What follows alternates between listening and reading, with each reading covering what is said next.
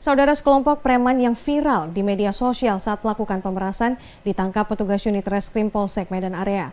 Para pelaku sempat mengancam korbannya dengan senjata tajam karena tidak diberikan uang. Inilah rekaman CCTV saat pelaku melakukan pemerasan yang viral di media sosial beberapa hari terakhir. Dalam rekaman, terlihat para pelaku meminta sejumlah uang kepada seorang sopir yang hendak menurunkan barang di Jalan Sampali, Kota Medan.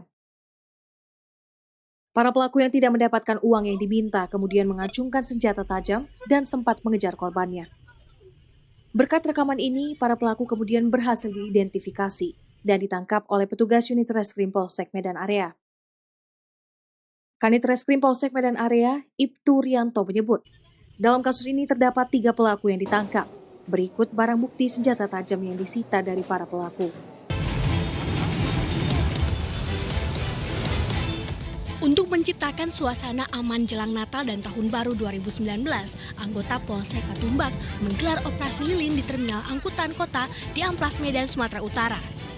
Dalam razia ini, satu persatu preman yang sedang melakukan pungli kepada sejumlah angkutan umum ditangkap oleh petugas. Bang, boleh kita mulai, Bang? Ya, boleh. Pertama-tama selamat pagi, Bang. Saya ucapkan banyak terima kasih lah atas kesediaan Abang mau berdiskusi sama kami. Ya, sebelumnya, Bang, teman-teman saya ini kan belum ada yang kenal nih sama Bang. Bolehlah memperkenalkan kesibukannya lah saat ini, Bang, sebelum kita masuk ke pertanyaan. Oke, Bang. Oke. Ya, terima kasih kepada teman-teman dari Ilmu Administrasi Publik ya, dari UMA, Universitas Medan Area. Perkenalkan, nama saya Teddy Firman Supardi. Saya sekarang sebagai Senior Lead Consultant di sebuah perusahaan konsultan namanya Spire Research and Consulting, di mana Spire Research and Consulting ini perusahaan global ya. Kita udah ada di 12 negara. Kalau untuk di Asia Tenggara kita ada di Singapura, di Malaysia, Vietnam, dan di Indonesia. Pekerjaan sehari-hari ya itu tadi yang bilang Ardo, saya sebagai Senior Lead Consultant khusus untuk divisi Public Policy dan Government Affairs. Jadi untuk urusan-urusan kebijakan publik dan urusan pemerintahan di perusahaan yang sekarang saya bekerja. Boleh. Yang pertama itu, Bang, bagaimana pandangan Abang dalam mengukur efektivitas dan efisiensi kebijakan pemerintah soal penanganan tindakan premanisme terkhusus di Kota Medan, Bang? Iya, sebenarnya kalau konteks mengatasi ataupun mengurangi premanisme itu, yang pertama pemerintah sebenarnya harus memiliki 2 pendekatan utama untuk mengukurnya. Pertama itu pendekatan sosial. Pendekatan sosial itu bisa dari preventif dan juga bagaimana orang-orang yang dikategorikan sebagai preman kan sebenarnya orang-orang yang kelas sosialnya itu misalnya tidak bersekolah, terus akses pendidikannya juga kurang dan segala macam. Nah, jadi salah satu untuk mengukur pencegahan ataupun pengurangan premanisme, sebenarnya pemerintah bisa menggunakan pendekatan aspek sosial. Salah satunya bisa dengan bagaimana sih di lingkungan-lingkungan yang ada di kelurahan, baik itu di kecamatan, kalau di kelurahan ada lurah, dan kalau di kecamatan ada camat, ini melaksanakan salah satu fungsinya. Kalau sekarang kan kelurahan itu diberikan hak misalnya untuk membuat satu program sosial yang di mana mungkin bisa dipetakan resiko-resiko sosial yang ada di satu kelurahan, di satu kecamatan. Nah, resiko sosial itu kan banyak, misalnya salah satunya adalah kejahatan sosial, yang di mana kejahatan sosial ini salah satu aktor yang di dalamnya seringkali preman. Ya, baru-baru ini kita juga melihat bagaimana preman di Kota Medan itu melakukan pungutan liar, misalnya kepada supir truk dan segala macam. Nah, ini seharusnya dalam lingkup pengawasan yang dilakukan oleh oleh pemerintah daerah, terkhusus di Kota Medan, seharusnya bisa memfungsikan lebih baik ya, lebih baik pencegahan sosial dari sisi bagaimana peran kelurahan, peran kecamatan. Karena kan kalau untuk peran pemerintah ada lurah, ada camat gitu. Nah, kalau untuk dari sisi aparatur keamanan, kita ada Kamtibmas, kita ada Babinsa yang itu sampai dengan lingkup lingkungan juga. Nah, mungkin salah satu tidak efektifnya ataupun tidak berjalan baiknya pencegahan dari sisi sosial adalah tidak berjalannya secara maksimal koordinasi antara Babinsa, Kamtibmas dan juga eh, aparatur di tingkat kelurahan. Nah, Mulai Bang. Ya, oleh pertama-tama selamat pagi Bang. Saya ucapkan banyak terima kasih lah atas kesediaan Abang mau berdiskusi sama kami. Ya sebelumnya Bang, teman-teman saya ini kan belum ada yang kenal nih sama Bang. Bolehlah memperkenalkan kesibukannya lah saat ini Bang, sebelum kita masuk ke pertanyaan. Oke Bang. Oke.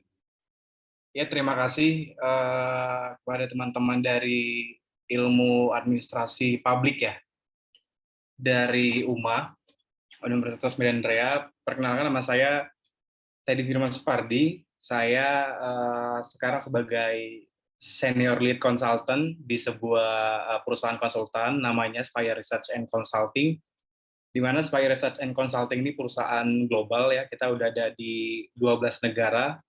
Kalau untuk di Asia Tenggara kita ada di Singapura, di Malaysia, Vietnam, dan di Indonesia. Pekerjaan sehari-hari ya itu tadi yang bilang Ardo, saya sebagai senior lead consultant khusus untuk divisi public policy dan government affairs. Jadi untuk urusan-urusan kebijakan publik dan urusan pemerintahan di perusahaan yang sekarang saya bekerja.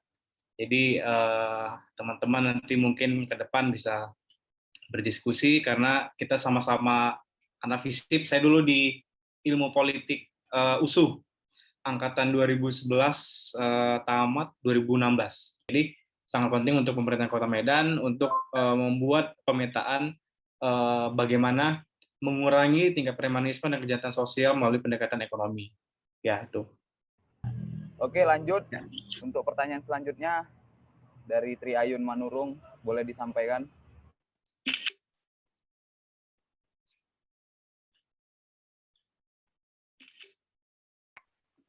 Baiklah, saya akan menanyakan soal yang kedua. Berdasarkan pengalaman Abang lah waktu kuliah di Medan, apa kira-kira indikator utama seseorang melakukan tindakan premanisme? Oke, dulu saya kuliah 2011 sampai 2016, yaitu di masa-masa di mana 2016 kalau nggak salah sebelum saya tamat ada satu konflik besar antara dua organisasi kepemudaan. Kita sebut aja IPP dan IPK. Yang mengakibatkan kalau nggak salah satu ketua ranting IPK itu tewas dan itu berdampak pada pecahnya konflik di daerah-daerah ranting-ranting yang lain antar kedua organisasi tersebut. Jadi di masa saya itu tren kejahatan dan premanisme itu lebih ke geng motor segala macam yang ini melibatkan banyak anak-anak muda gitu.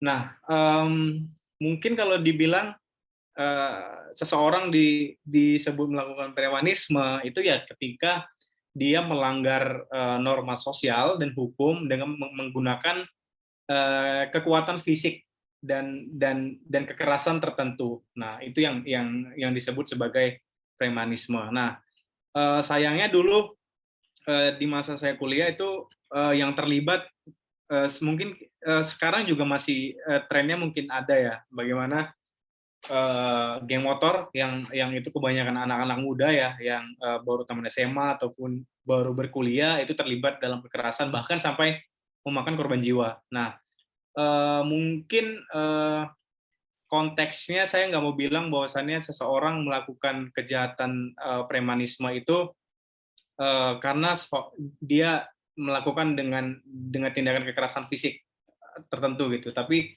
kalau kita sebagai mahasiswa melihat konteks sosial budaya sekarang ini, mungkin ada satu tren di mana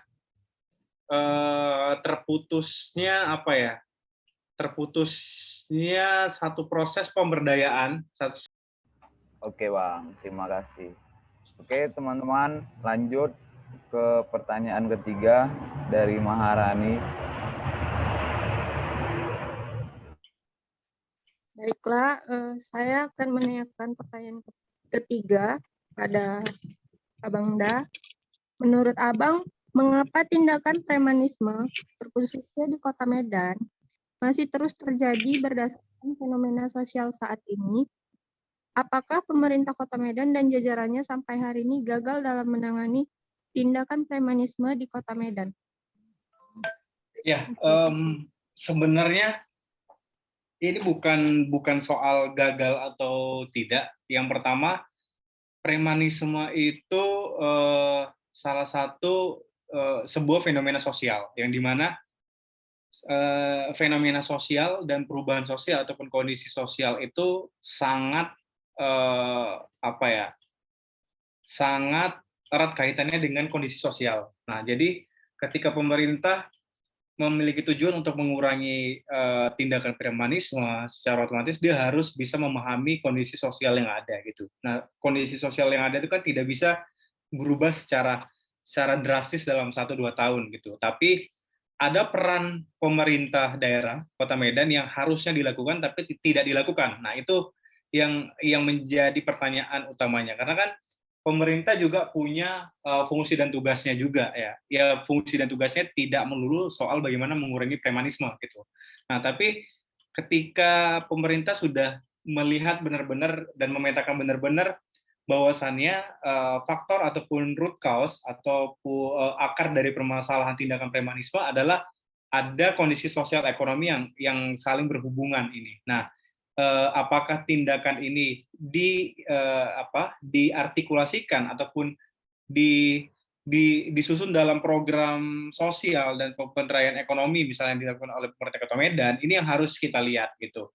Nah, sejarah membuktikan preman ini bukan salah satu aktor yang terpisah dari kondisi sosial. Seperti yang saya bilang tadi, mereka ada dalam kondisi sosial, bahkan dalam konteks-konteks tertentu di Kota Medan itu berkontribusi ataupun berpartisipasi dalam proses politik. Nah, itu yang harus kita lihat ketika melihat bagaimana sih mengurangi peran preman, sejarahnya, dan juga kontribusinya sekarang ini dalam konteks sosial politik, seperti yang saya bilang tadi. Nah, kalau untuk di Kota Medan, beberapa penelitian, misalnya nanti teman-teman baca penelitian dari Fedi Hadis, soal local bossism. Nah, local bossism ini salah satu sebutan yang menarik untuk bos-bos lokal. Nah, jadi bos-bos lokal di Sumatera Utara ini, menariknya ini, sejarahnya ini, bisa dibilang dia dari organisasi yang dikategorikan organisasi preman gitu. Nah, tapi organisasi preman ini seringkali mengatakan kami bukan organisasi preman gitu, karena ya kita formal gitu. Nah, ini yang seringkali jadi apa ya? Jadi bentuk perlawanan gitu. Jadi permasalahan selanjutnya adalah ketika pemerintah untuk mengurangi ataupun menindak kejahatan premanisme sebagai salah satu kejahatan sosial, mereka harus menghadapi bahwasannya preman-preman ini juga di bawah ataupun menjadi anggota organisasi-organisasi formal. Saya bilang organisasi formal kepemudaan seperti Pemuda Pancasila, IPK, FKPPI dan segala macam. Nah, untuk di Kota Medan itu bukan menjadi rahasia umum gitu. Itu harus kita amini bahwasannya orang-orang yang melakukan tindakan kejahatan sosial premanisme ini masuk atau menjadi anggota organisasi-organisasi kepemudaan gitu. Nah, jadi ketika pemerintah daerah memiliki usaha untuk mengurangi tindakan kejahatan sosial premanisme ini, mereka harus berhadapan dengan organisasi-organisasi kepemudaan yang seringkali bahkan mensukseskan proses politik tertentu.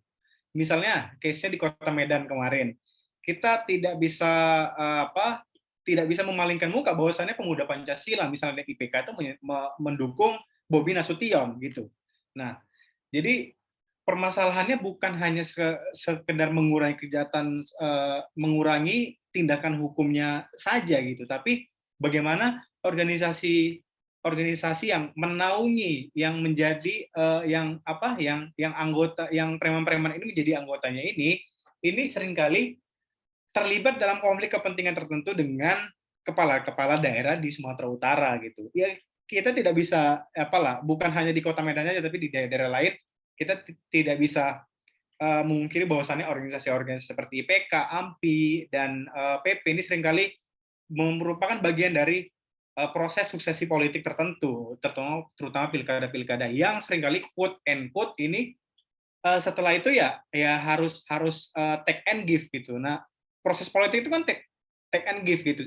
Apa yang kau berikan, apa yang kita dapat gitu. Nah, ya proses politik itu sesederhana itu. Jadi sebenarnya siapa mendapat apa, kapan dan bagaimana, sederhananya seperti itu yang mungkin yang teman-teman pelajari gitu. Nah, oke, lanjut. Baik Abang, saya akan menyampaikan pertanyaan yang terakhir.